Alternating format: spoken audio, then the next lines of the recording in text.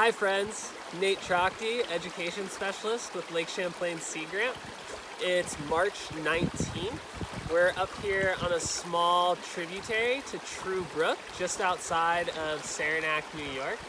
The ice has only been out on this creek for probably a couple of weeks now, but we're out here to do some stream investigations to see if we can't find anything living in this creek. When you come down to a stream like this, what are some observations you could make that would help you figure out whether this stream is healthy or unhealthy? We're out here today looking for what are called benthic macroinvertebrates. So we're going to take a second to break down that word and learn what a benthic macroinvertebrate is. So if you take your hand at home and you put it on the back of your neck and you feel for those bones back there, that's your spine. Your spine is made up of vertebrae. But these critters that we're looking for today don't have a spine, so they're invertebrates. Benthic just means that they live on the bottom of the stream. So we're going to use this tool to help us dig them up and get them off of the bottom so we can look at them. And then macro just means that we can see them with our naked eye. They're not microscopic. We don't need a microscope to see them. Once we get them out of the creek, we can just see them with our naked eye. This is called a kick net. We use a kick net to help us get benthic macroinvertebrates off the bottom of the stream and into a pan so we can sort them and count them and figure out who's living in this stream. When you're doing some in-stream investigation, it's important to consider safety. So where I'm standing, the water is only maybe mid-calf high, only up just above my ankles. But if you get in deeper, faster moving water, you're going to want to consider a few things. When moving around in a stream, it's important to walk slowly. Ideally, you are always facing upstream and taking small, measured steps, ensuring that one foot is secure before moving the other. Within a given stream reach, there are a few different components that we can identify. First is the run. This is a relatively deep, fast-moving portion of the stream. These lead into riffles. This is a fast-moving place where water is breaking over the rocks, introducing lots of oxygen. Finally, the pool. These are very deep, very slow-moving portions of the stream.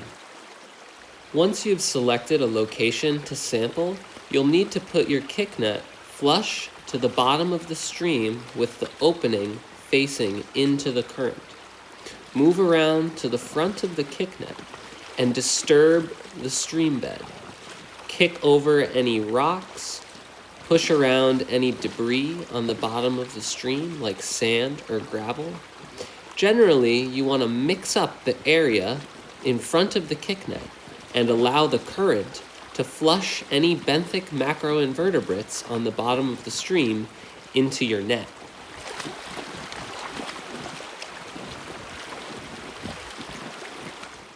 Don't be afraid to reach in and rub the underside of rocks, as many benthic macroinvertebrates like to cling tightly to the bottom.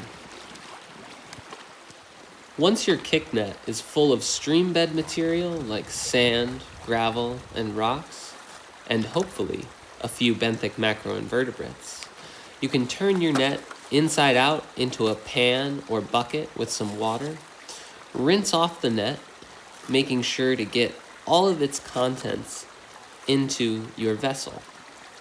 Make sure you closely inspect your net, as many benthic macroinvertebrates will cling tightly and you'll have to pick them off with tweezers or your hand. A pan like this is full of different kinds of life. In order to learn a little bit about a given species in this pan, there are a number of strategies we can use. Scientists use what are called dichotomous keys to help them identify different species or families of organisms. We have a dichotomous key specifically for benthics. Fill up an ice cube tray with a little bit of water. This will help you sort individual benthics and have some time to identify them. Once you have your ice cube tray ready, you can take out a spoon, a useful tool in picking out individuals to be identified. Gently scoop out any critter moving around that you're interested in identifying. Place them into an individual ice cube spot. This will help you focus on one individual at a time. I like to scoop out some of the larger, more charismatic organisms first with the spoon, getting a bunch of different bugs that don't look alike into their spot to be identified later. For the smaller ones, I like to take out an eyedropper and suck them up with a little bit of water and squeeze them out into a spot. Pretty soon, you'll have an ice cube tray full of wriggling insects ready to be identified using your dichotomous key. If you have a hand lens or a magnifying glass handy, that can be very useful in getting up close and personal and trying to figure out who's who. How many tails do they have? How many legs? What are their antennae like? How are they moving around in the pan or in the ice cube tray? If you have some extra time, you can always walk along the banks of the stream, picking up rocks and looking at the underside. Here, a stonefly clings tightly to the bottom of the rock. A water penny is sucked tight, holding on for dear life. You might be surprised at what you find moving around under a rock in a stream that you've walked by 100 times. Before you leave the stream, make sure you thoroughly rinse off your ice cube trays and your pan and your net, releasing any organisms you've found. You don't want to accidentally transport an invasive species into the next creek you visit.